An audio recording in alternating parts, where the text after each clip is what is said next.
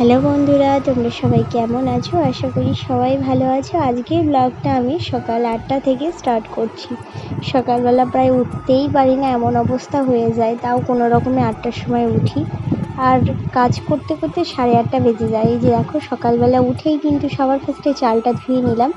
আর চা আজকে আমাকে আগেই খাওয়া হয়ে গেছে। আর সকালের টিফিনে এই ছাতু আর মুড়ি এই খাওয়া হবে।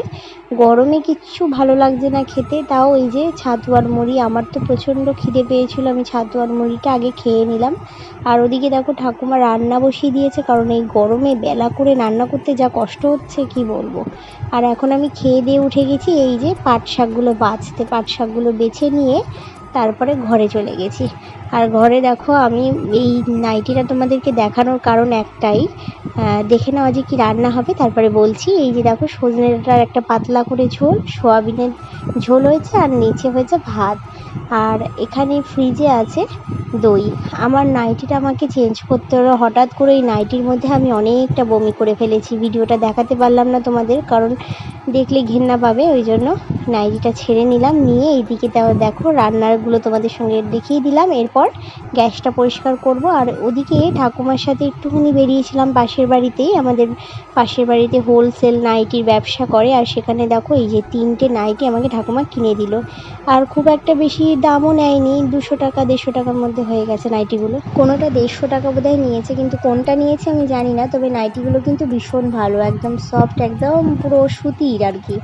আর এদিকে দেখো, শরীরটাও ম্যাজ করছে। হঠাৎ করে শুনলাম আমাদের কাজের বউ আসবে না, তো আস্তে আস্তে করে ঘরটা ঝাড় দিলাম, কারণ মুছতে আমি পারবো না, আমার শরীর প্রচুর খারাপ। আর শরীর খারাপ হতো না, একটা নর্মাল সুস্থ শরীর হঠাৎ করে এরকম খারাপ হলো কেন, তোমরা হয়তো ভাবছো। একটা খুব ভালো গুড নিউজ আছে, আমার প্রেগনেন্সি ধরা পড়ে এপ্রিল মাসের 7 তারিখে। আমার প্রেগনেন্সি আমি টেস্ট করি, ধরা পড়ে, আর ওতে পজিটিভ দেখায় প্রেগনেন্সি। আর আমি খুব খুশি হয়েছিলাম, আর আমার হাজব্যান্ডও প্রচুর খুশি হয়েছিল। আমার মা, আমার শ্বশুরবাড়ির ফ্যামিলি, ওরা সবাই খুশি হয়েছিল। কিন্তু যেটা মেন জিনিস, এই দেখো আমি এখন কাঁচা আম খাচ্ছি। যেটা মেন জিনিস, আমার সুগার ধরা পড়েছে। আর থাইরয়েড তো আমার ছিলই, আর সুগারে মানে আমি জানি অনেকেই প্রেগনেন্সিতে কষ্ট পায় না, সবার এরকম হয়ে থাকে, কিন্তু আমি কষ্ট পাচ্ছি শুধুমাত্র একটাই কারণে, সেটা হচ্ছে আমার সুগার।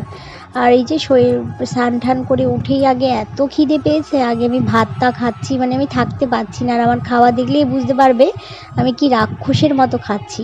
আমি যে ওষুধগুলো নিচ্ছি সুগারের দুবেলা, আমার শ্বশুরবাড়ির পরিস্থিতি এতটাই খারাপ, যার জন্য আমার সুগারটা হয় শুধু একটা মানুষের জন্য, আর সেটা নিয়ে আমাকে সাফার করতে হয়।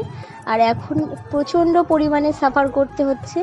আর সেই যে মানে কষ্টটা, আজকে আমার বাচ্চা না হওয়ার জন্য অনেক কামনা, অনেক কিছু করা হয়েছিল, কিন্তু তা সত্ত্বেও ভগবান আমার কোলে সন্তান দিয়েছে। আর এটা আমার কাছে খুব ভালো কথা। কিন্তু আমার যে কষ্টটা হচ্ছে আমার সুগারে, 2 ঘন্টা বাদে বাদে এত খিদে পাচ্ছে যে সেই খিদেটা সহ্য করার আমার ক্ষমতা নেই।